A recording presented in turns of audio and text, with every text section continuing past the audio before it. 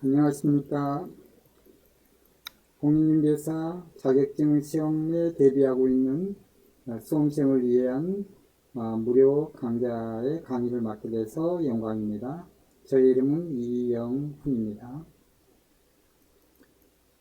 지금부터 제32회 공인중개사 시험이 10월 30일 날 있는데, 그 시험에 대비해서 먼저 1차, 2차 동강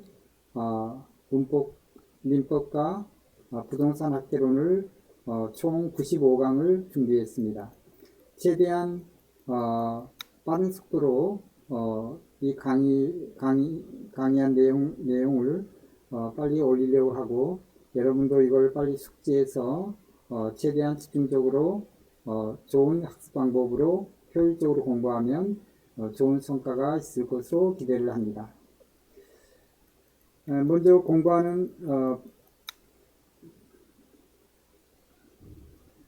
방법이 중요한데요. 저는 나름대로 공인중개사를 1차, 2차, 동차를 2주 만에 합격을 했습니다. 모든 사람이 2주 만에 합격을 할 수는 없을 것입니다. 물론 개인에 따라 차이가 있겠지만 3개월이 걸릴 수 있고 6개월이 걸릴 수 있고 1년이 걸릴 수 있고 또한 2년이 걸릴 수도 있습니다. 그렇지만 이 학습 방법을, 효율적인 학습 방법을 터득을 하고,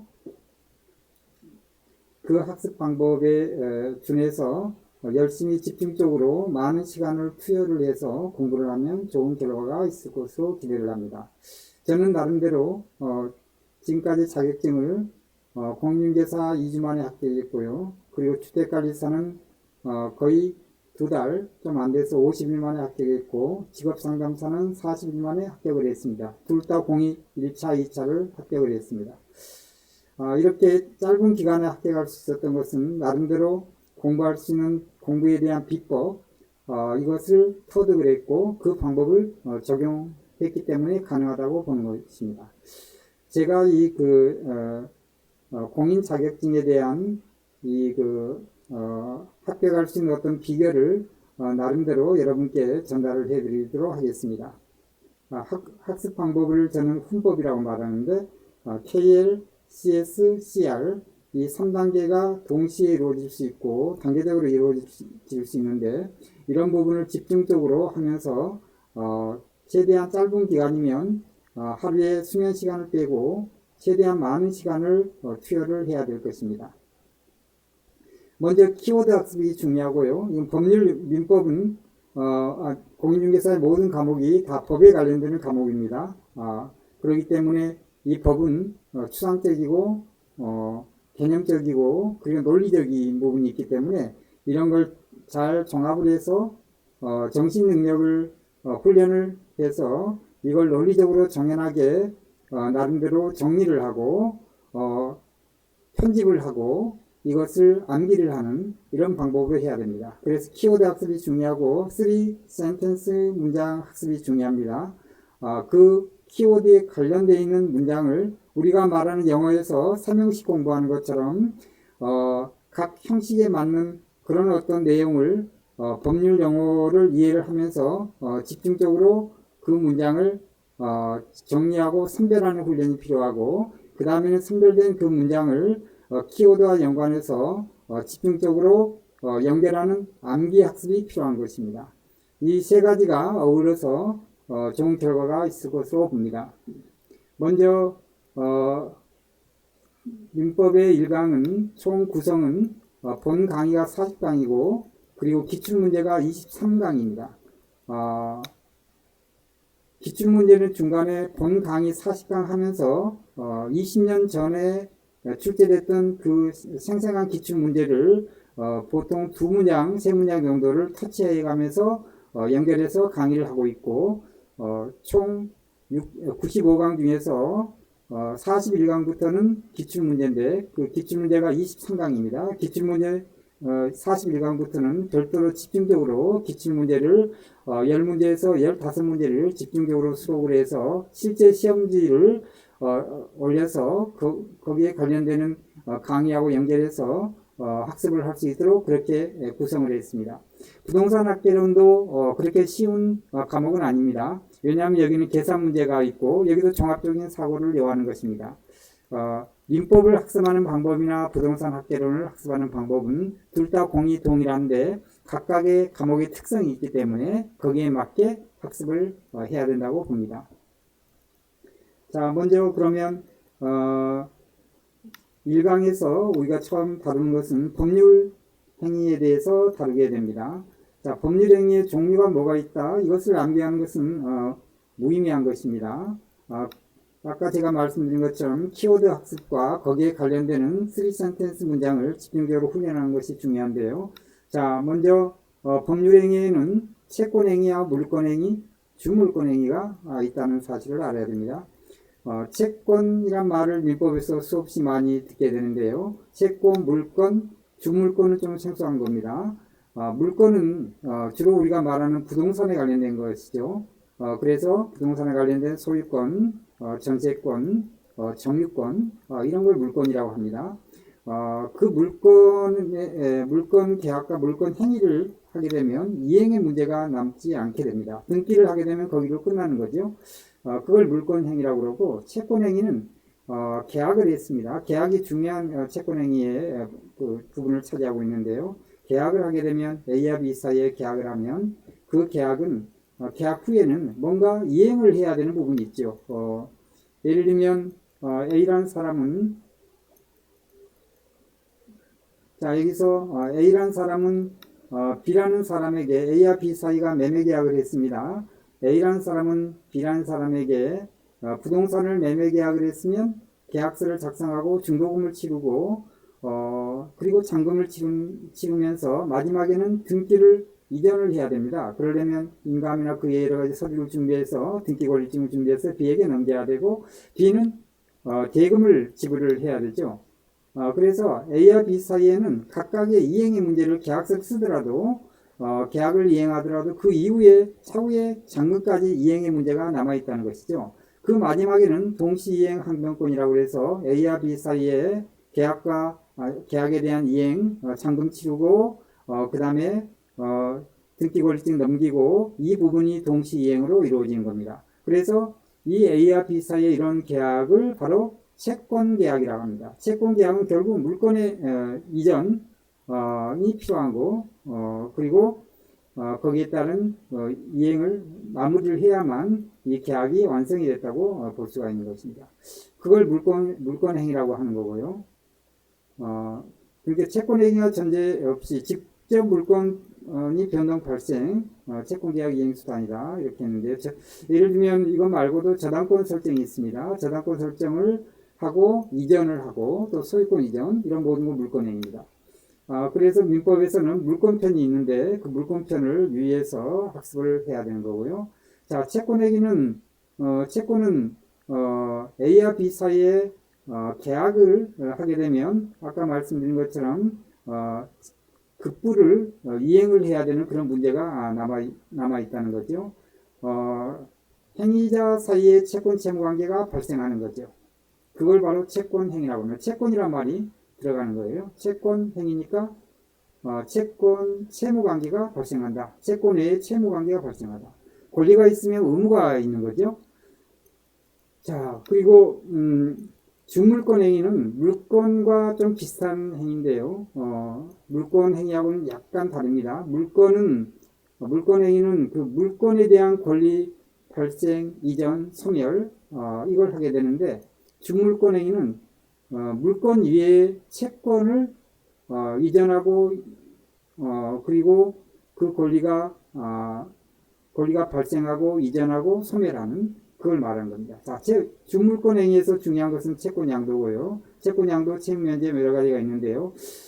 제가 여기서 간단하게 터치해야 될 부분은 키워드 채권 양도 기억을 하셔야 되고 그건 나중에 좀 이따 다시 설명드리도록 하겠습니다. 자, 채권행위에서 아까 중요한 부분은 계약이라고 했습니다. 자, 이 계약은 여러 사람이 합동을 해서 계약을 할 수가 있습니다. 이걸 합동행위라고 그렇고요. 단독으로 할 수가 있습니다. 이 계약의 중요한 부분은 의사표시가 중요한데요. 이 계약이 성립하느냐 그리고 효력이 발생하느냐, 이 부분은 좀 다른 얘기인데요. 나중에 이제 이 부분의 계약의 성립 요건 그리고 효력 요건 여기에 대해서 설명을 할 거고요. 계약하고 관련해서 계약에 이르기까지 그런 과정에 대한 여러 가지 부분도 있을 수 있는데 그게 계약 체결상 과실 책임 그리고 아까 말씀드린 잔금을 이행할 때 동시이행 항변권 그리고 이연부담 해지 이런 부분이 있다는 거죠. 자, 여기서 또 눈여겨봐야 될 것은 키워드 사무관리, 부당이득, 불법행위. 자, 이건 확실하게 알고 있어야 됩니다. 이런 용어들은 다 우리가 말하는 명사형입니다. 국어 문법에서 명사, 동사, 형용사, 영어에서 1형식, 2형식, 3형식 이런 걸 다 적용을 이 민법에서 한다고 보시면 되는데요. 사무관리가 무엇인지 이걸 알고 있어야 됩니다. 사무관리가 계약하고 관계 있는지. 자, 안전한 계약이라고 볼 수 없고 채권의 발생 원인이라고 볼 수가 있습니다. 채권이 발생하는 게 계약이고 발생 원인이 되는 게 사무관리, 부당이득, 불법행위. 자, 우리가 그러면 이 사무관리에 대해서 세 문장으로 요약을 할 수 있어야 됩니다. 이런 학습법이 중요하다고 그렇게 말씀드렸죠. 세 문장으로. 그러면 이 키워드가 여기서는 법률 용어 사무관리인데요. 이 사무관리는 뭘 말하느냐? 사무관리는 그 일반적으로 우리가 말하는 쌍무계약은 상대방 간에 서로 A와 B 사이에 서로 유상으로 급부를 서로 이행하고 채권 채무가 발생하는 걸 말하는데 이 사무관리는 특별한 법률적인 어떤 해야 할 의무가 없는데도 불구하고 A와 B 사이에 의무가 없는데도 불구하고 그 타인의 사무를 관리하는 행위를 사무관리라고 합니다. 자, 그림을 보면서 A와 B 사이에 B는 특별히 A에게 대해서 어떤 의무가 따로 없습니다. 예를 들면 지하철에 유실물이 있는데 B가 습득을 해도 되고 하지 않아도 됩니다. 유실물 습득을 했다 그러면 B는 A에 대해서 사무관리라고 볼 수가 있는 겁니다. 자, 그래서 A와 B 사이에 그러면 그 관계가 어떤 관계인지 이걸 알아야 됩니다. 즉, B는 A에 대해서 유실물을 습득할 때 권리 의무가 따로 없다는 겁니다. 부동산 예를 든다고 그러면 따로 그 부동산을 관리해야 될 의무가 없지만 이것은 상부상조, 사회연대 차원에서 그렇게 하는 게 좋겠다 하면 B가 A의 그 부동산을, 그 재산을 관리할 수도 있다는 것이죠.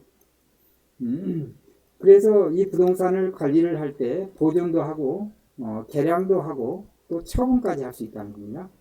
관리가 보통 처분을 배제한 경우가 많은데 처분까지가 가능하다.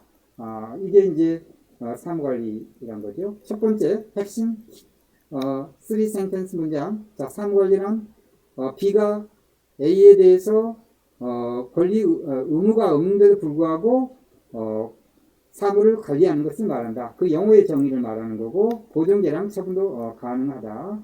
그 얘기입니다. 그러면 B가 A에게 비용 상환을 청구를 할 수 있느냐? 이 말입니다. B가 A의 그 재산을 관리를 의무가 없는데도 관리를 했다. 그랬을 때 과연 비용 상환을 청구할 수 있느냐? 그 얘기인데요. A는 B가 관리를 하게 되면 현존하는 이익이 발생할 수 있죠. 현존하는 이익 범위 내에서는 B가 A에게 비용이 발생하면 거기에 대해서 비용 청구를 할 수 있습니다.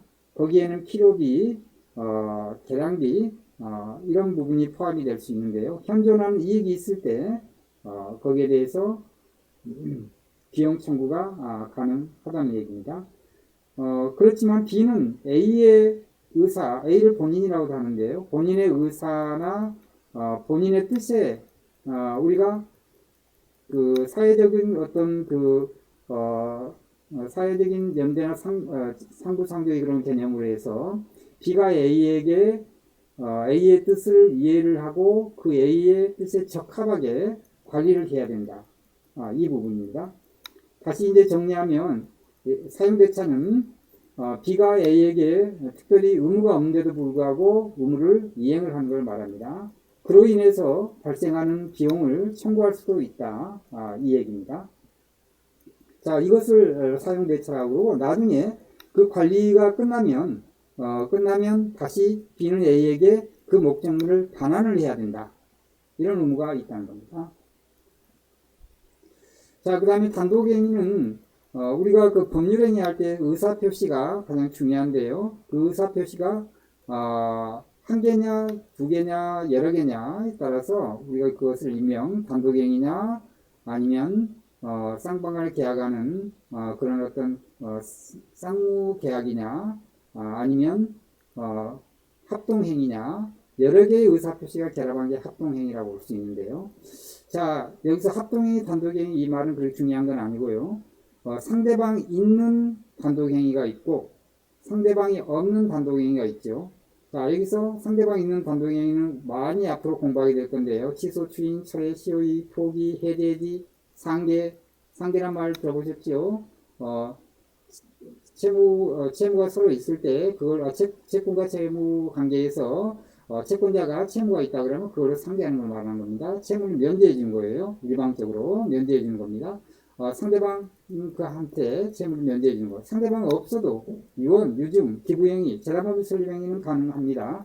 여기서 유언이라는 것을 많이 들어봤는데 유증에 대해서 좀 공부를 해봐야 되는데요. 자, 유증은 증여는 증여인데 유언으로서 증여를 한 걸 말합니다. 유언으로서 증여예요. 자, 그러면 유언자가 유언에 의해서 재산을 수증자에게 무상으로 증여하는 걸 말합니다. 무상으로 증여하는 거예요. 자, 이 재산을 받는 사람을 수증자라고 그러고, 자, 영어 정리합니다. 유언으로서 재산을 주는 사람을 유증자라고 그럽니다. 이 유증의 효력은 유증자가 돌아가시고 즉 사망한 이후에 효력이 발생하는 겁니다. 그런데 이 유증자가 조건을 걸 수가 있고 기한을 설정할 수 있고 여러 가지 부분을 할 수가 있어요. 그리고 또한 그 수증자에게 채무를 부담해라 그런 조건으로 유언을 할 수가 유증을 할 수가 있는 겁니다. 그런 것을 부담부 유증이라고 하는 겁니다.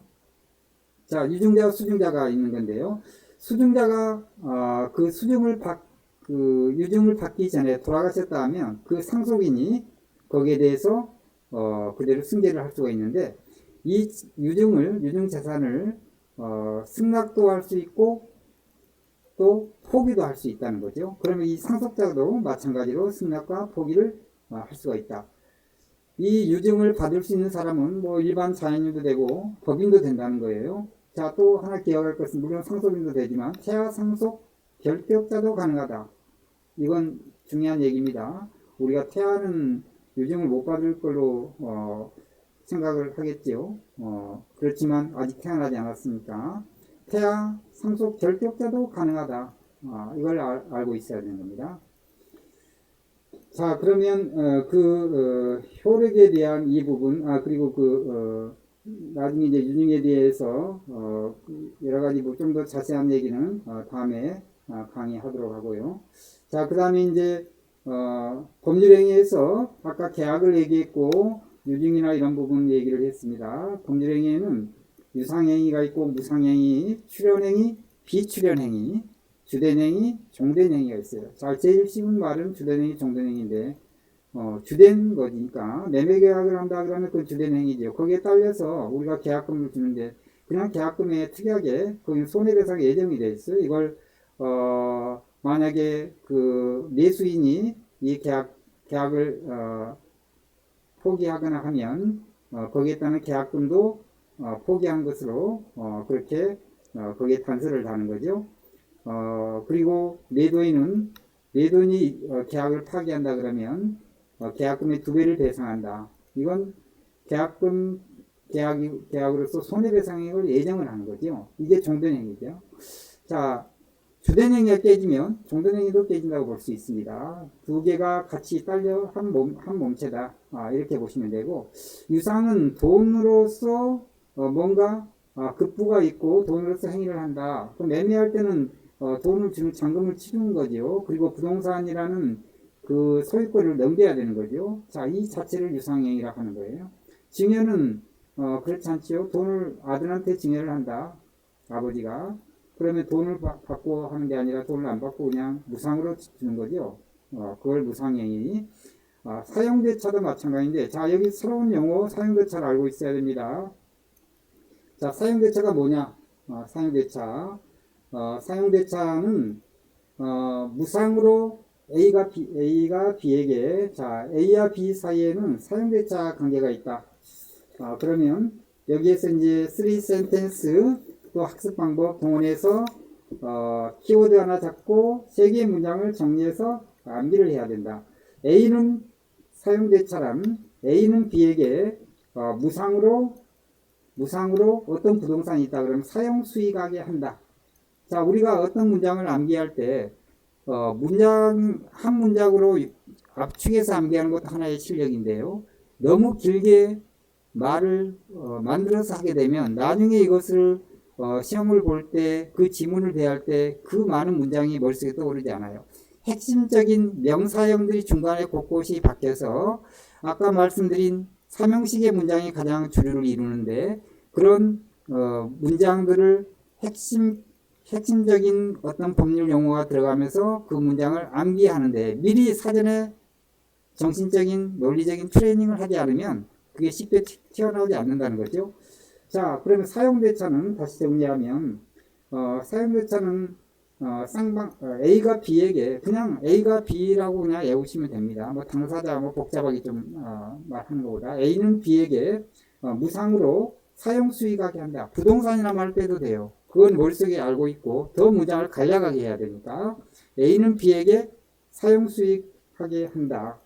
B는 무상으로 사용 수익하는 거예요. 그게 사용대차입니다. 유상으로 하게 되면 돈을 받고 A가 부동산을 B에게 주면서 너 이걸 사용해라. 그리고 수익을 올려라. 이렇게 하는 것은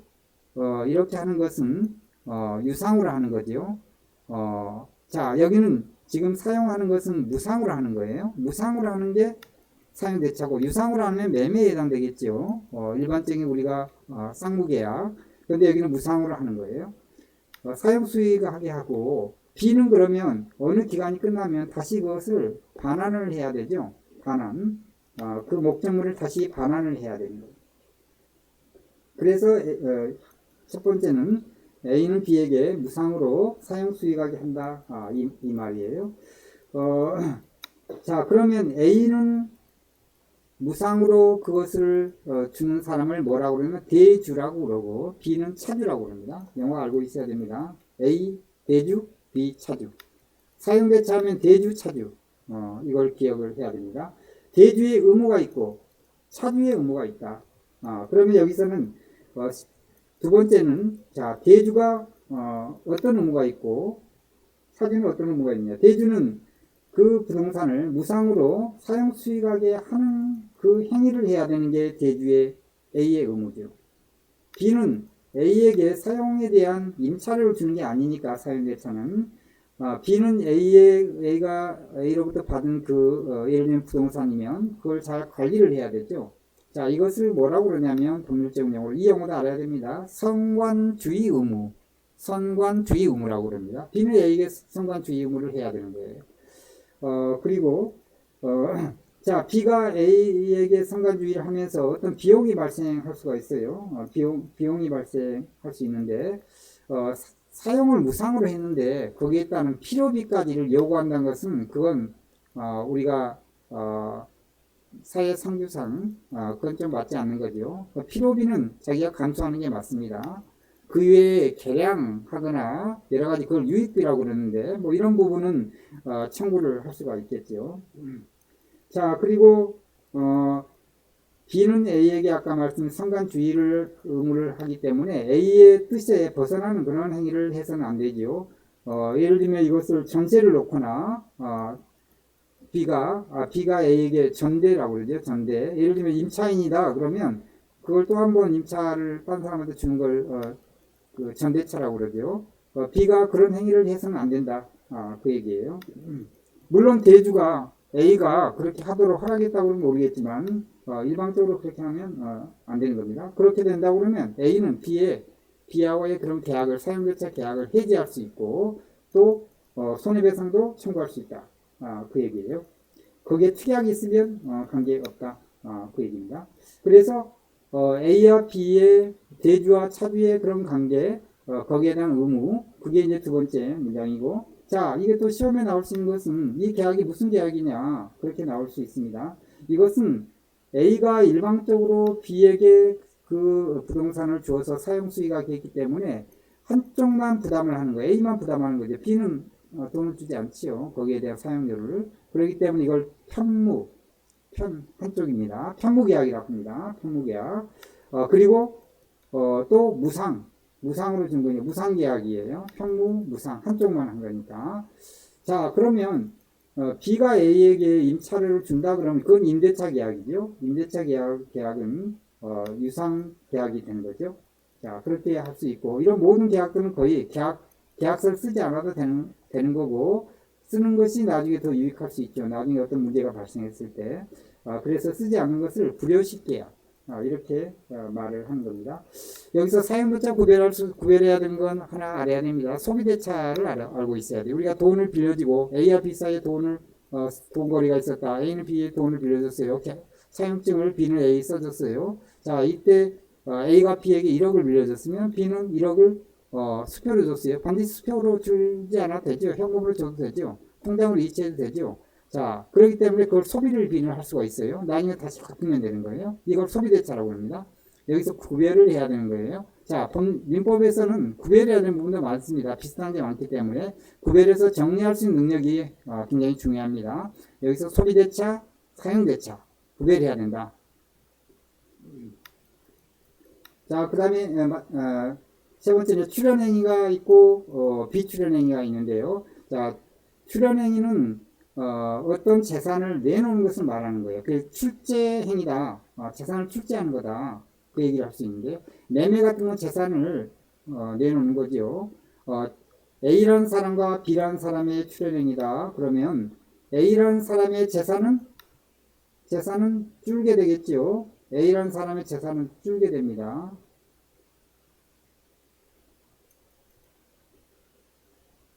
A라는 사람의 재산은 줄고 B라는 사람의 재산은 출연을 했으니까 A가 B에게 재산을 내놨으니까 B의 재산은 늘게 되는 겁니다.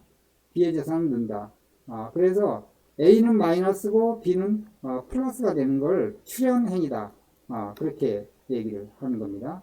그게 출연이에요. 예를 매매나 임대차도 마찬가지고 임대차, 매매 아까 유증도 이혼자의 재산이 줄게 되겠지요. 그럼 상속인이 상속을 좀 덜 받게 되겠죠.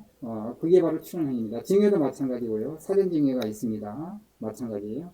비출연행위는 재산이 줄지도 않고 줄더라도 한쪽만 주는 걸 말하는 겁니다. 자, 그건 B라는 사람의 재산을 줄지 않은 거예요. A라는 사람이 소유권을 포기하면 A가 재산을 주는 거죠. 소유권 포기, 대리권 수용. 이건 비출연행위입니다.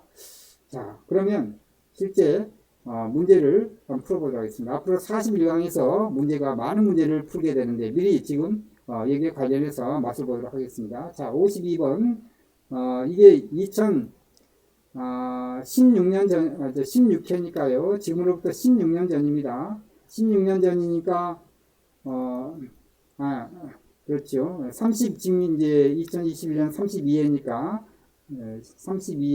16년 전이죠. 16년 전의 문제를 지금 가지고 풀어보는 겁니다. 자, 계약의 종류에 대한 설명으로 틀린 것은 사용대차가 나왔습니다. 사용대차. 네, 사용대차. 자, 보세요.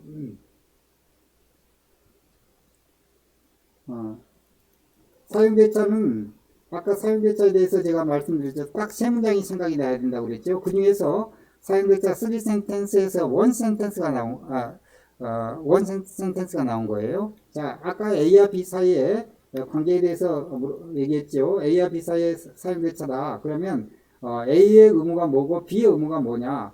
A는 무상으로 그걸 사용할 수 있도록 해줬다. 그러면 그 부동산을 B한테 소유권을 넘기는 게 아니라 사용할 수 있는 권리를 넘기는 거예요. 수익할 수 있는 권리. 그럼 B는 나중에 이걸 반환을 해야 되겠죠. 자, 그러면 여기 보면 사용대차는 당사자 일방의 목적으로 사용 수익하게 할 채무를 지고 일방이니까 A를 말해요.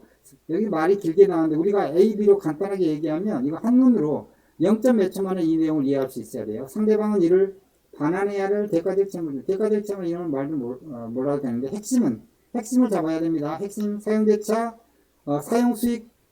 사용수익 알아야 되고 그 다음에 반환 이 말이 들어가면 맞는 거예요. 그리고 쌍무계약이다. 사용대차는 쌍무계약이죠.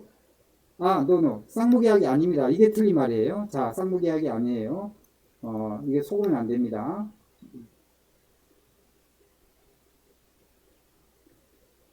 자, 이 말이 이제 틀린 말인데요. 쌍무계약은 서로 그 재산과 금전이 서로 교환되고 거기에 대한 대가를 급부를 서로 지불하는 걸 말하는 거예요. 자, 그런데 사용대차는 급부를 지불하지 않습니다. A하고 B 사이에 A만 주는 거니까 A만 급부를 지불하는 거예요. B는 급부를 지불하니까 반환만 하면 되는 거예요. 쉽게 얘기하면 공짜로 사용하는 겁니다. 자, 그렇기 때문에 이것은 편무계약이라고 아까 말씀드렸죠.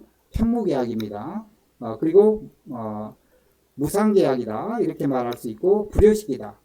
그걸 같이 알아야 됩니다. 자, 그 다음에 두 번째, 모든 쌍무계약은 유상계약이다. 맞습니다. 쌍무계약은 서로 쌍방간에 다 의무를 지고 거기에 대해서 금전뿐만 아니라 부동산이 됐든 서로 유상으로 계약을 하는 겁니다.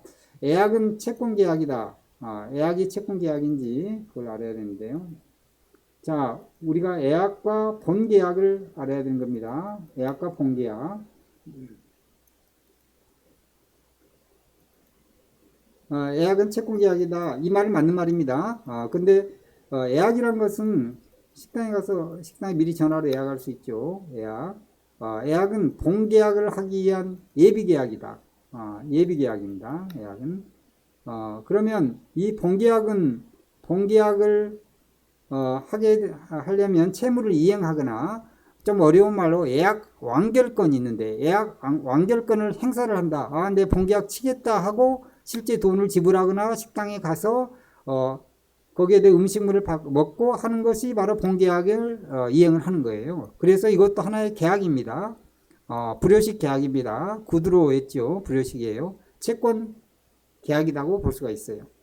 자, 그러면 네 번째, 쌍무계약이 갖는 이행상 결론상으로 동시이행. 쌍무계약은 서로 쌍방간에 동시이행을 해야 된다고 그랬죠. 아까 잔금 얘기할 때, 매매 얘기할 때 말씀드렸죠. 동시이행 항변권. 이 중간에 말들은 중요하지 않아요. 이거 많은 문장을 시험 볼 때 짧은 시간 안에 이거 다 이해하면서 정답을 고는 거 쉽지 않습니다. 그렇기 때문에 논리적으로 추상적인 얘기를 논리적으로 구체화시켜서 단순화하고 단문화해야 된다. 그게 3센텐스. 이게 바로 학습요법입니다.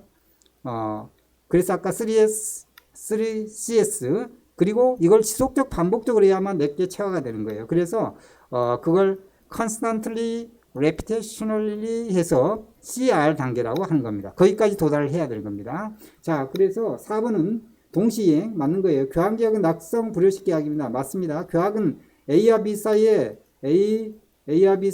교환계약이라 돈을 주고받는 게 아니라 부동산으로 대물로 서로 교환하는 거예요. A는 아파트 가지고 있어요. B는 빌라를 가지고 있어요. 그러면 A는 평수가 작아, B는 평수가 커요. 서로 뜻이 맞으면 의사가 합치되면 서로 교환을 하겠죠. 자, 이건 계약하고 동일한 거죠. 그렇기 때문에 승낙과 거기에 대해서 승낙에 대해서 이제 그 청약에 대해서 승낙하는 거죠. 그래서 이걸 의사가 서로 합치가 되는 거기 때문에 낙성 계약이다. 의사 표시만으로 서로 승낙과 청약과 승낙을 하는 거, 이런 계약을 바로 낙성 계약이라고 한다. 그리고 반드시 계약서가 없어도 된다는 거죠. 그래, 불효식 계약입니다. 자, 52번은 이거 푸는데 한 10초면 풀 수가 있어야 돼요. 최소한 10초면. 그래야만 이 공인중개사도 시간이 좀 쫓깁니다. 그래야만 확실하게 이런 훈련이 된다고 그러면, 재전법으로 간다고 그러면 이거 10초 안에 풀 수가 있어요. 이 문장, 이거 1번이 긴 지문이죠. 이거 보는데 1번 문제를, 1번 문항을 보는데, 예를 들면, 자, 그 지문을, 그러니까 그 질문을, 계약의 종류에 대해서 설명을 틀린 것은 이 말 질문을 알고 1번까지 보는데 3초면 돼야 돼요. 3초. 그 다음에, 2번은 모든 쌍무계약은 유상계약이다. 이거, 1초 안에 봐야 됩니다. 1초. 그 다음에 이것도 1초, 3초, 4초, 5초, 이거, 2초, 7초. 그리고 이거, 좀 생소하다 그러면 2초, 그럼 9초예요. 자, 꾸물락거리면 1초 걸리는 거예요. 그래서 이런 문제를 10초 안에 풀 수 있는 훈련이 필요하다.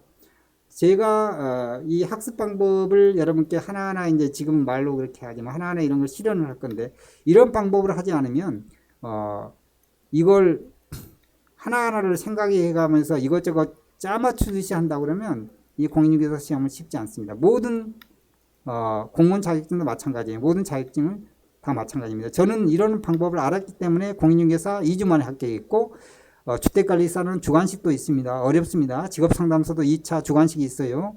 약간 논술식이에요. 그걸 1, 2차를 다 50일, 40일 만에 연달아 바로 합격을 했습니다. 여러분도 이런 훈련을 해야만 앞으로 이런 시험뿐만 아니라 뭐 승진시험이나 모든 시험에 잘 대비할 수 있다고 보는 것입니다. 자, 오늘 1강은, 그리고 2번은, 잠시만 지우도록 하겠습니다. 자, 2번 문제를 보면, 2번 문제.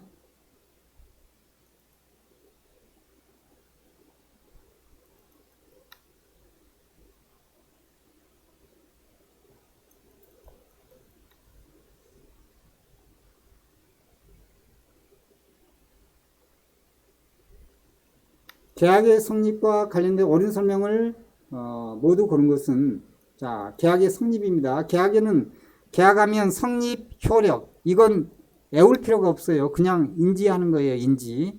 우리가 이해하더라도 빠른 시간에 이해하는 게 중요한 거예요. 그러면 계약의 성립, 성립은 효력과 다르구나. 성립은 성립 요건에 맞으면 되는 거예요. 효력까지 생각할 필요 없습니다. 자, 당사자 사이의 계약의 내용을 이루는 본질적 사항이나 중요사항에 관해서 구체적으로 의사합치가 있으면 계약이 성립. 계약이 성립한 것은 의사합치가 있으면 되는 겁니다. 의사합치. 그래, 의사합치가 있으면 되는 겁니다. 의사합치가 있으면 계약이 성립한다. 이렇게 볼 수 있습니다. 자, 그 다음에 계약서를 작성하지 않는 건물 임대차 계약은 무효이다. 이건 틀린 말이에요. 무효 아니죠. 이건 틀린 겁니다. 니은번은. 자, 기억이 맞는 거고요. 기억이. 의사합치가 있으면 계약이 성립. 너무 당연한 거죠. 계약서, 이거 불효식 계약이기 때문에 계약서 작성하지 않아도 되는 거예요. 계약 교섭에 부당한, 교섭은 서로 밀고 당기는 걸 말하는 겁니다. 부당한 중도파기가 불법행위를 구성하는 경우. 자, 여기서 나중에 아까 제가 말씀드렸죠. 그 용어 중에 불법행위를 설명하지 않았는데, 불법행위 하면 뭐냐, 그걸 알아야 됩니다. 아까 채권 발생의 원인이 된다고 그랬죠. 불법행위의 핵심은 고의 또는 과실이에요. 고의 또는 과실. 그리고 손해배상. 이게 바로 줄줄 나와야 되는 겁니다. 한 문장으로 정리하는데 핵심적인 거, 문장이 길게 정리한 게 짧게. 고의 또는 과실. 그로 인한 손해배상. 불법행위는. 자, 그러면 불법행위를 구성하는 경우 손해에 한정해서 손해배상을 청구할 수 있다는 것이 판례이다. 이것은 감으로도, 그건 몰라도 그냥 감으로, 대부분 긴 문장은 맞는 문장이 많고요. 그리고 이런 용어들이 많이 들어가면 맞는 문장이 많습니다. 특히 판례는 그렇습니다. 불법행위 손해배상. 그럼 맞는 거예요. 자, 그래서 디귿번도 맞는 겁니다. 교차 청약의 경우에 후에 청약이 발생될 때 계약이 성립한다. 교차 청약은 서로 쌍방 간에 서로 청약을 하는 걸 말해요. 자, 이거 서로 같이 청약을 할 수가 있는데 A, B 사이에 교차 청약 같이 하는 겁니다. A와 B 사이에 서로 같이 청약을 하는 거예요. 자, 그러면 이 효력이 이제 문제인데요. 효력은 언제 발생하느냐? 효력. 교차 청약 후에 청약이 발생된 때 계약이 성립한다. 자, 이것은 실제적으로 물론 온, 오프라인 다 가능하겠지만 요즘에는 온라인이 성행하는데요. 온라인으로도 서로 승낙을 할 수도 있고 하겠죠. 자, 그런데 그 우편물로 예를 보냈다 그러면 그게 상대방이 도달을 해야지. 도달을 안 하고 발송만 한다 그러면 내가 발송 모를 수 있잖아요. 그러니까 계약이 성립할 수 없는 거예요. 교차 청약은 서로 쌍방 간에 다 청약을 하는 걸 말하거든요. 그러면 앞에 청약보다 뒤에 청약, 늦게 온 청약이 도달했을 때 그게 마지막이 되고 그걸로 확인돼서 거기에서 오케이 사인을 내려야 되는 건데 그래야만 계약이 성립하는데 발송할 때가 틀렸다. 이걸 아셔야 돼요. 발송이란 말 기억을 하셔야 되는데요. 발송할 때 아니다. 이 발송이 아니라 도달할 때라고 해야 됩니다. 도달입니다. 도달할 때 계약이 성립한다. 그래서 2번이 정답입니다. 2번 기업과 디귿. 자, 오늘 강의는 여기서 마친 것으로 하겠습니다. 감사합니다.